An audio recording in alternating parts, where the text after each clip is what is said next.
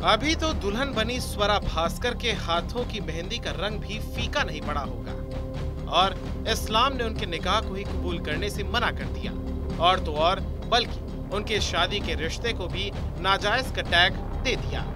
और अगर कोई यानी लड़की गैर मुस्लिम है और लड़का मुसलमान है, अब ऐसी कंडीशन में कोई निकाह करता है, शादी करता है, तो शरीयत की रोशनी में वो निकाह नहीं माना जाएगा, वो शादी नहीं होगी, वो नाजायज ताल्लुकात।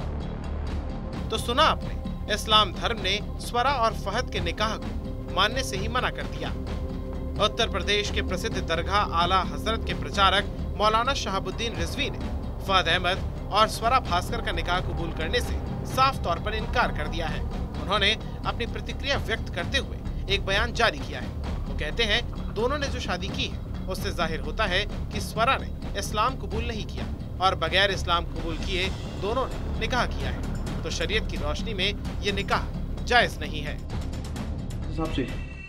देखिए, शरई एतबार से शादी जो इस्लाम मज़हब का मानने वाला और दोनों को लाजिम है कि दोनों इस्लाम के मज़हब मानने वाले हों और दोनों ने इस्लाम को कबूल किया हो अपनी राज़ी और खुशी और अपनी मंशा के मुताबिक, तो शादी हो सकती है और उसको जायज़, शरीयत ने उसको जायज़ माना है। और अगर कोई यानी लड़की गैर मुस्लिम है और लड़का मुसलमान है, अब ऐसी कंडीशन में कोई निकाह करता है, शादी करता है, तो शरीयत की रोशनी में वो निकाह नहीं माना जाएगा, वो शादी नहीं होगी, वो नाजायज ताल्लुकात। अगर एक हिंदू लड़की बिना इस्लाम कबूल किए एक मुस्लिम लड़के से निकाह करती है और उसके साथ कोई संबंध रखती है, तो इस्लाम ऐसे निकाह को मानने से साफ तौर पर इनकार कर देता है और इस्लाम में ऐसे पति को गुनाह की नजरों से देखा जाता है।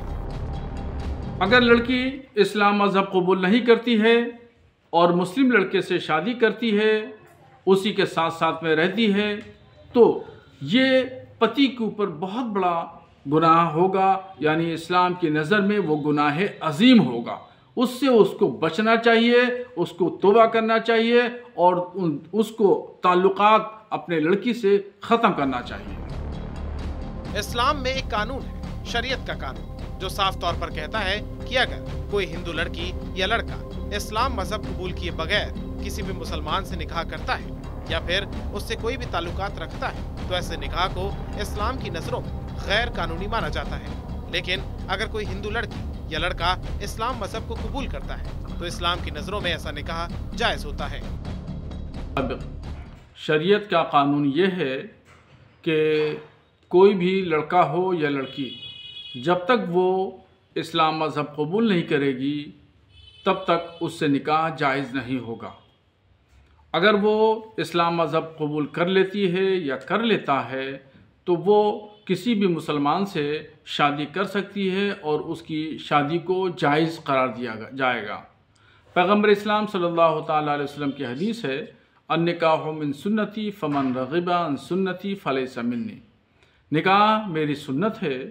तो पैगम्बर इस्लाम सल्लल्लाहु ताला अलैहि वसल्लम की हदीस के मुताबिक इस सुन्नत तरीक़े को अंजाम देने का तरीक़ा यही है कि पहले वो इस्लाम कबूल करे, उसके बाद फिर निकाह होगा, तभी जायज़ होगा, और वरना ये निकाह जायज़ माना नहीं जाएगा। मौलाना शहाबुद्दीन रिजवी बरेलवी बताते हैं कि सिर्फ शादी अपनी ख्वाहिशों को पूरा करने के लिए इस्लाम मजहब को ढाल के तौर पर इस्तेमाल नहीं किया जा सकता। लोग अपनी इच्छाओं की पूर्ति के लिए इस्लाम का इस्तेमाल करते हैं, ये नाजायज है। अपने ख्वाहिश और ऐशो आराम की जिंदगी गुजारने के लिए इस्लाम को ढाल ना बनाएं।